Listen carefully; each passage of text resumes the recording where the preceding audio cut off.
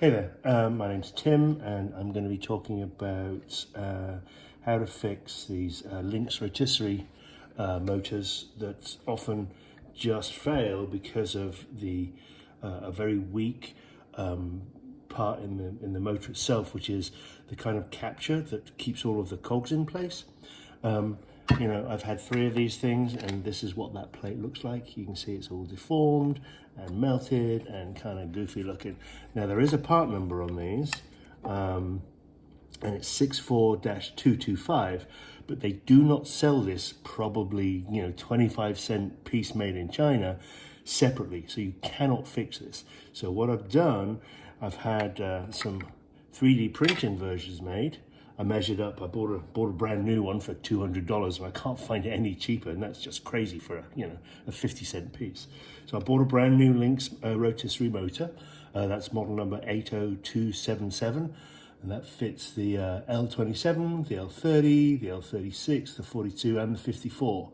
And it's for the years around 2007 to 2014.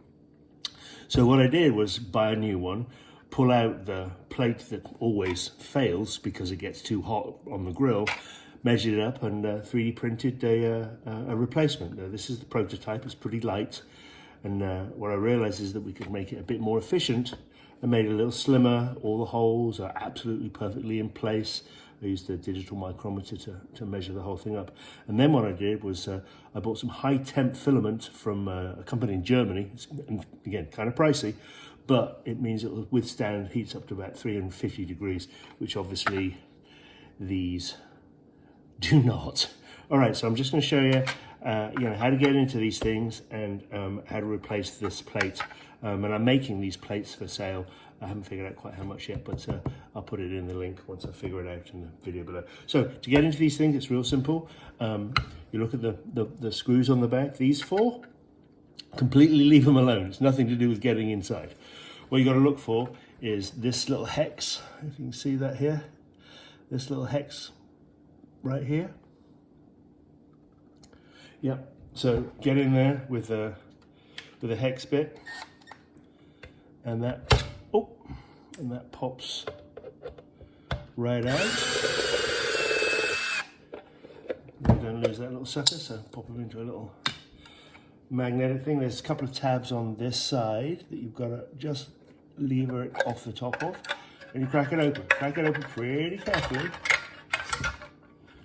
and what you'll see is there's the motor, there's the connector inside, and there's the motor and the plate underneath. I've already put a new one in here, and it works just perfectly, by the way. So just to walk you through the whole thing, you've got another 4 bolts, little 4 machine screws, which take a hex head. You can see that, it's like a little hex head. Oh, it's not going to focus, is it? And then, again, you just pop these puppies out. Oops.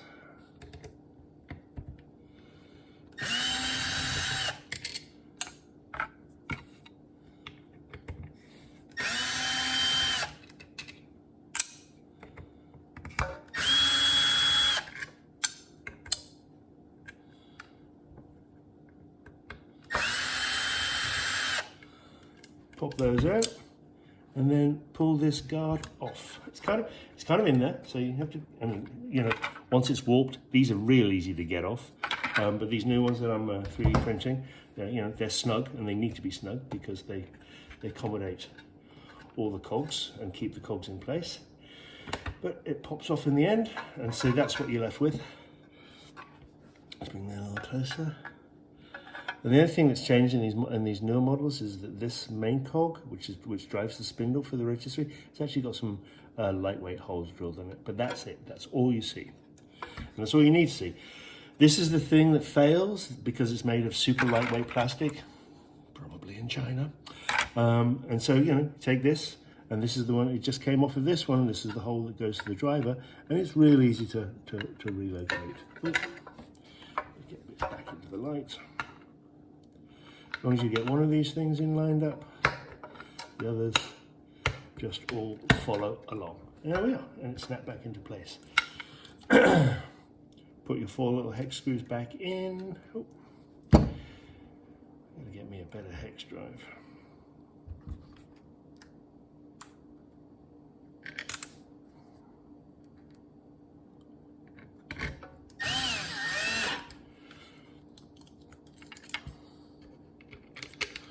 So, and these machine screws are all the same, so it doesn't matter if you get one in the wrong place, or because the 5 are the same.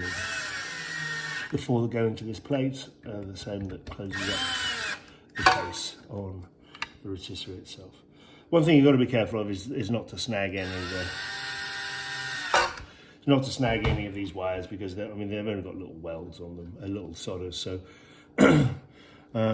get this back into place, match up 2 tabs on the back, bring it around this way, and this little cutout snags over the over the power input, which runs off the side of the grill, and in goes this last screw, and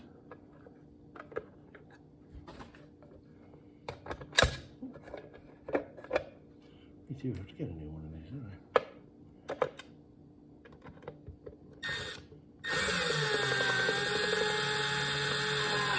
Done. And there you have it. Replaced fascia. This is a $200 plus model. This is what the POS plastic shield inside looks like once it gets up to cooking temperature. And you know, I've made these 3D printed ones which will replace and work absolutely perfectly. So thanks for looking. I'll be figuring out the price on these. I've got to print a few more, and again they are heat resistant up to 350. And yeah, it's solid unit. I'm going to repair these and put them back onto replacement